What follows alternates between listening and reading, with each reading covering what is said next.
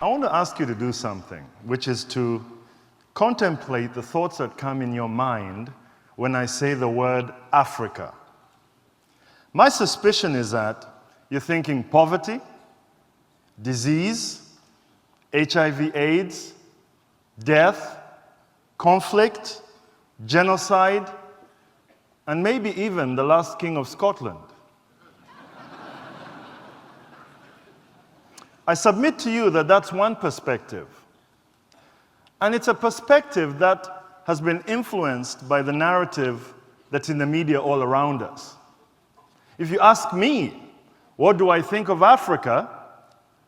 I think, well, 2 months ago, I saw a consortium of European energy companies ready to invest $500 billion to capture, trap, and sell the solar energy in the Sahara Desert. Opportunity. I look at a continent of 900 million customers, entrepreneurs. Can you guys survive on $1 a day? You know, we pander this thing that, oh, these are people who live on $1 a day. What entrepreneurship does it take for you to live on $1 a day?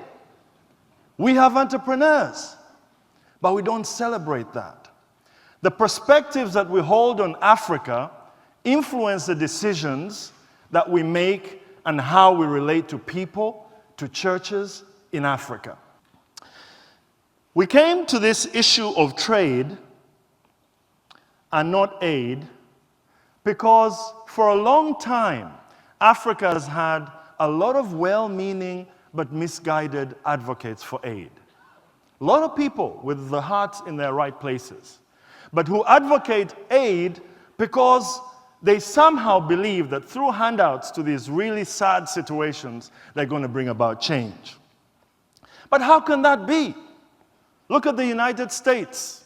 200 years of trade-generated growth and prosperity. Look at the United Kingdom. Look at China. Look at India. Look at Southeast Asia.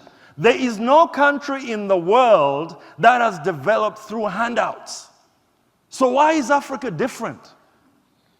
Why should people somehow think that handouts is what's going to develop Africa? We use trade as an engine for growth because it's part of economic doctrine. For the last 300 years, economists have proven that trade is the only sustainable way to take societies out of poverty and create transformational empowerment of their communities. Period. So the next time someone comes and says, look, I need to give a handout for Africa, say, excuse me, no. We need to find ways we can relate with people on the continent to get them to help themselves, trade themselves and their communities out of poverty. That's why Africa today produces and contributes just 2% of global trade merchandise. Just 2%. And if that's not enough, having buying directors who don't believe that you're capable of bringing a product to market, you've got the whole media thing. So I'll do these interviews on BBC, CNN, and they'll say, oh, wonderful stuff that you're doing in Uganda. Well done. Now tell us, how is the situation in Zimbabwe going to affect you? What am I supposed to do with Zimbabwe? I'm Ugandan. Oh, but aren't you from Africa? Yeah, but I'm Ugandan. I'm not Zimbabwean. Amen. You know, these perceptions are so hardwired in our minds that every time we look at Africa, we don't see the opportunities. We just see the problem. You guys need to change how you view this continent. When you look at it, you look at consumers, you look at partners, you look at people you can have relationships with. As an African entrepreneur, what am I looking for? I'm not looking to be pitied.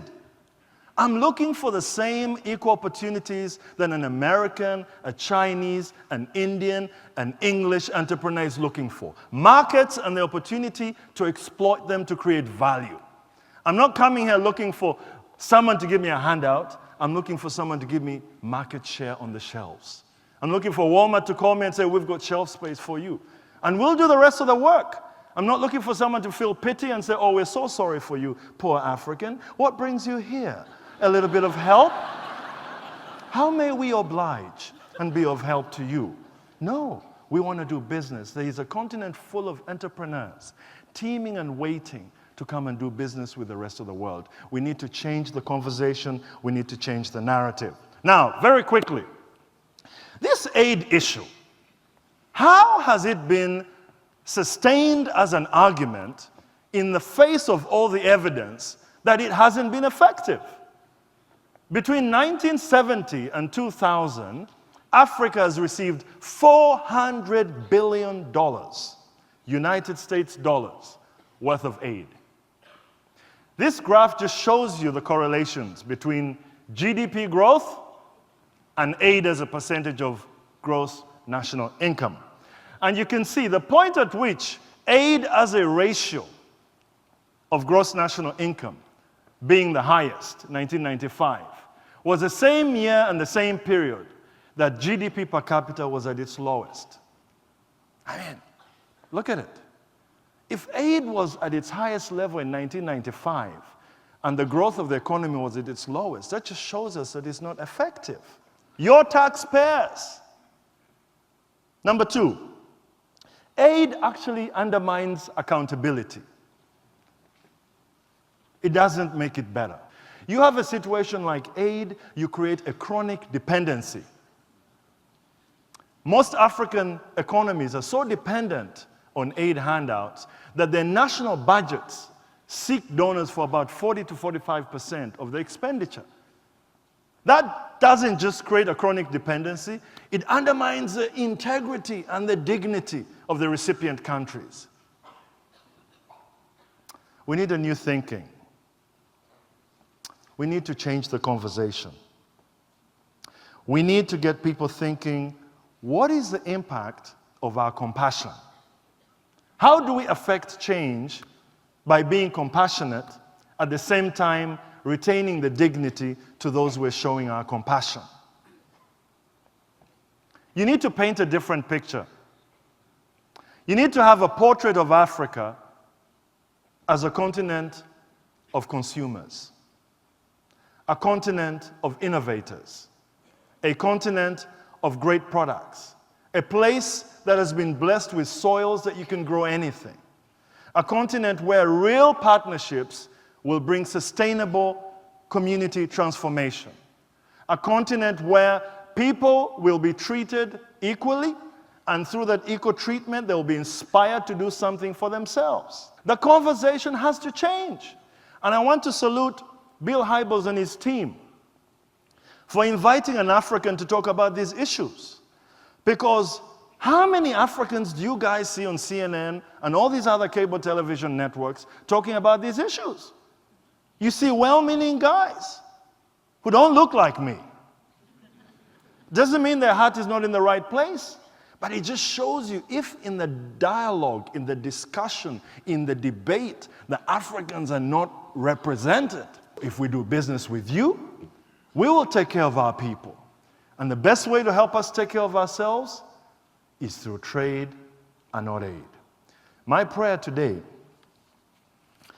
is that you will reconstruct the narrative that's been in your minds. The narrative that says kindness must be demonstrated through handouts. No. The best kindness you can demonstrate is by helping people help themselves. That's how you as a world developed. That's how the most prosperous and advanced economies developed. That's all Africa needs. The opportunity to prove that we can bring quality products to market and help ourselves through trade and not aid. God bless you.